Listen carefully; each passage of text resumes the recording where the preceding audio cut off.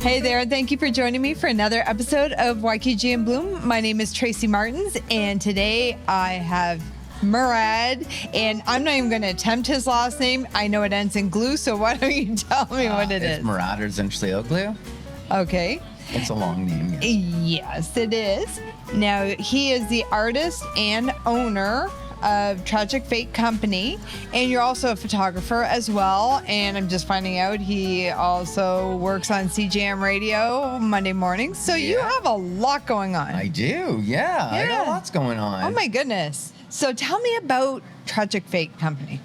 So Tragic Fate Company, or just Tragic Fate. Yeah. I have to put the co on the end there for Instagram. But yeah, Tragic Fate Co. or Tragic Fate. It's a brand that celebrates superstition, makes fun of misfortune, and we do that by creating all of these silly little novelty items and gag gifts and accessories and attire. And it's all wrapped around dark humor and bad luck and just kind of laughing at anything and everything. I need to buy a lot of your stuff then, because my grandmother always said, thank God I had bad luck or else I'd have no luck at all. So I know It's a good line. It is. I'm going to jot that down for potential future lose. Yes, she's no longer with us, so you are free to have it. Yeah, I don't think she came up with that saying. No, but I use it all the time. It from her, yes. Yeah. So what type of products? Like, well, it's a little bit everything. Yeah, we make all sorts of weird stuff. So here's an example for the audience at home. A passive-aggressive Post-it. So it's a Post-it that is also a report card, and it's set up so that you can review people on absolutely anything and everything and grade them. So if you're judgmental like me and you're constantly criticizing your friends, family, the world at large, well, then you have these little Post-its to do it. And it doesn't leave any damage, it's just a Post-it note. It's not like you're, plastering it to their door, but it's a nice way to, or mean way to let people know that they're they are succeeding or failing. Yeah, so that's an example. We've got our little karmic insulating keychains. Knock on wood. Yeah. So if you ever find yourself without wood and you need to knock, well, now you have, in an increasingly plasticized world. I find that, there's a greater importance in having these vestiges of wood available for us to do for our knocking needs. But yeah, we've got mean fortune cookies. We have these cards, no chance and community jest cards, and they're like a, go directly to hell. Oh, I like that. It's like 20 different little fuck you-isms to, discreetly or not so discreetly share with your friends. But we do T-shirts, we do pins, we do you have everything. Stickers, we made a coffee with our friends at Chance Coffee. We collaborate with a lot of people. Have that new beer out at, where is it? At Craft Heads Brewing Co. downtown. So yeah, we team up with people. So I come up with all of these silly ideas, and then I design maybe 50 of them, 50% of them myself. And then the other 50% I kind of parcel out to other people that I love, other artists, because sometimes I dream up an idea and I'm like, when I'm seeing it in my mind's eye, I'm like seeing a style of drawing that is not my style, and so I want it to look like how I'm imagining it. And so I go around and I find really awesome artists, either artists here in Windsor or as far as Toronto or Vancouver, just people I'm a fan of or people that I've worked with in the past, and I just kind of cold call them and say, hey, I've got this idea, like I want to hire you on to great, make us this thing. As a creator, crafter, maker, when you get something in your head and it's like, I know what I want, but there's no way I can do it. So it's nice to have friends. I wanted to make funny beers, and so I went to my friends in the city who make great beer, and so I went to Craft Heads and came up with the idea, and I very much lean into their expertise, where I say, like, I want to make low life, like a different version of like a high life, but it's a low life. And so So what does it taste like? It tastes really good. I mean, I'm not like certainly not a beer expert, even though I drink it all the time. I just it's got a depth of flavor certainly that like a plainer beer like High Life wouldn't have, but it's very easy drinking. There is like not a sweetness to it, but it's just yeah, it's like an easy drinking. It's a little bit. I don't even know the best ways to describe beer. The guys at Craft Heads are like listening to this, shaking their heads like this guy doesn't know anything about what we do. Malty? Is that a thing? They're gonna be like, dude, it was we went for the opposite of that. Yeah, I don't know how to describe how It just tastes good. It tastes good enough that everybody at the party was like, this beer's good. So I was like, okay, cool, yeah. As long as they like it, that's all that matters. Yeah, I liked it. I drank 6 of them within a very short period of time. So I mean, I certainly don't drink and drive with his beer because it'll go down smooth. Certainly don't drink and drive, but especially drink. with yours because it's gonna go down nice and smooth. Yeah, it's a little, it's easy. But we've made a bunch of beers with them over the years. But you go to the people who have expertise, you know? And so when I wanted to make a coffee, I went to Chance Coffee. I'm working on a hot sauce. I met these really awesome hot sauce makers in Hamilton last weekend. And they were really excited about the brand. And we just had this little kindred moment. And I was like, I always wanted to make a hot sauce. They're like, let's do it. So now we're working on a hot sauce together. And so I like working with other people and collaborating. And well, it expands it.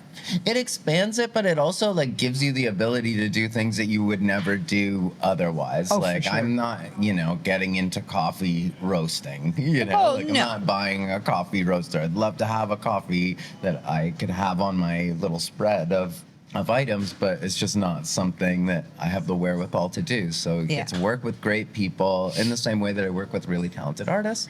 I get to work with really talented people from all different types of industries to like make funny little silly things. Oh, that's nice. Again, we had mentioned earlier that you host a radio show on CJAM? Yeah, so I mean when I first moved here about 20 years ago, 22 years ago, I very quickly got involved with CJAM. At the time, it was 91.5 FM. We are now 99.1 FM.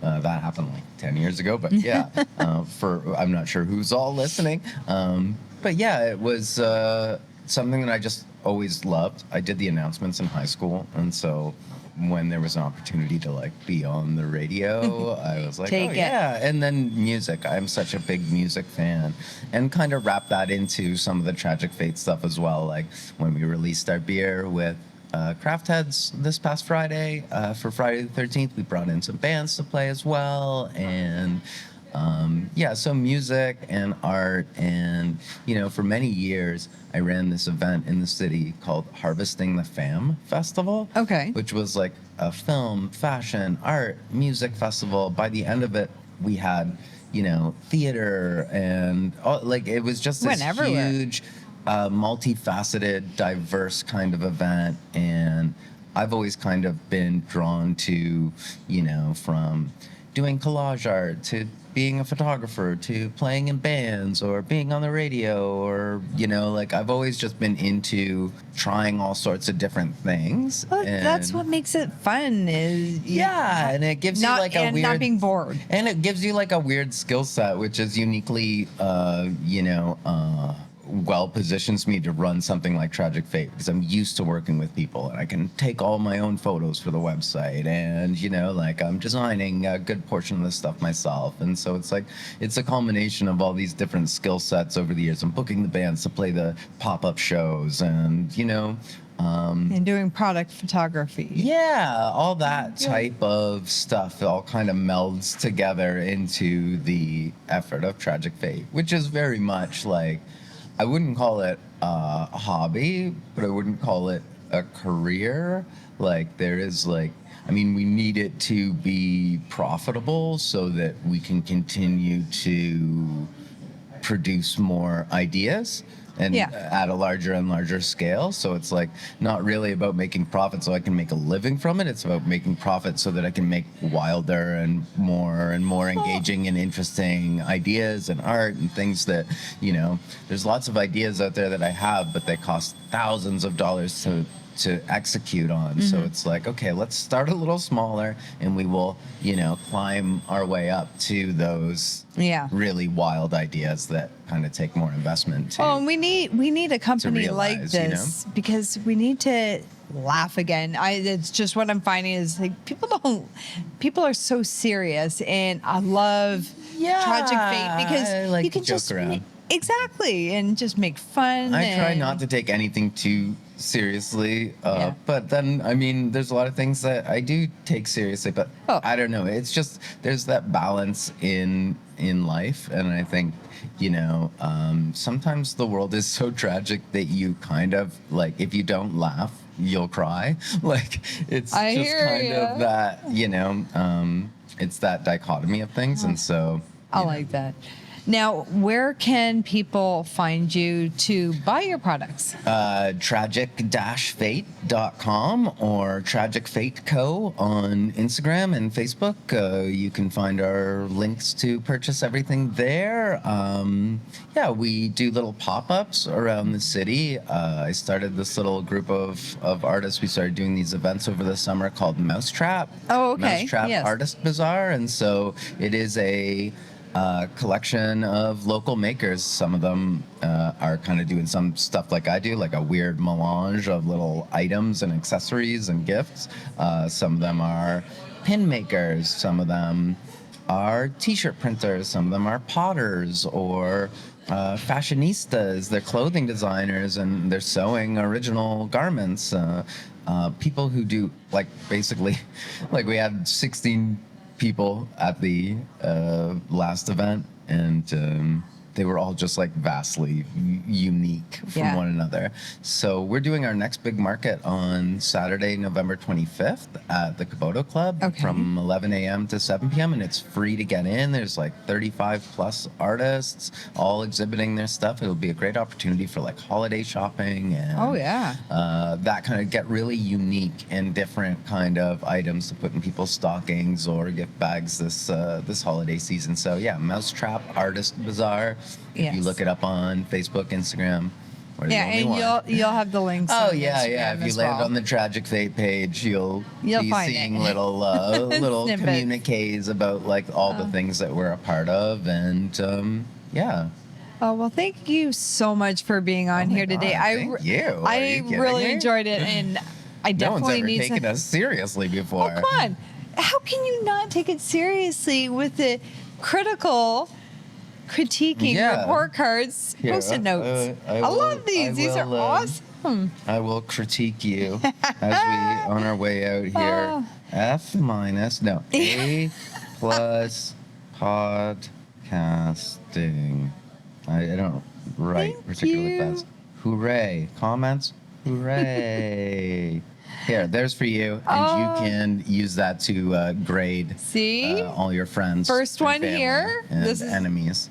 This is awesome. Thank you so much. Hey, thank you so much. I really do appreciate it. Make sure to grab his beer at Craft Heads Brewery. And go to tragic-fate.com. Max out your credit card. Yes. Forget about retirement. You'll probably die young anyways. So exactly. Have fun while you do it. Yeah, spend your money on all my weird, dumb stuff, so that I can make more weirder, dumber stuff. Yes.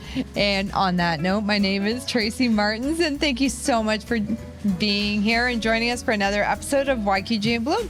You guys all have a great day.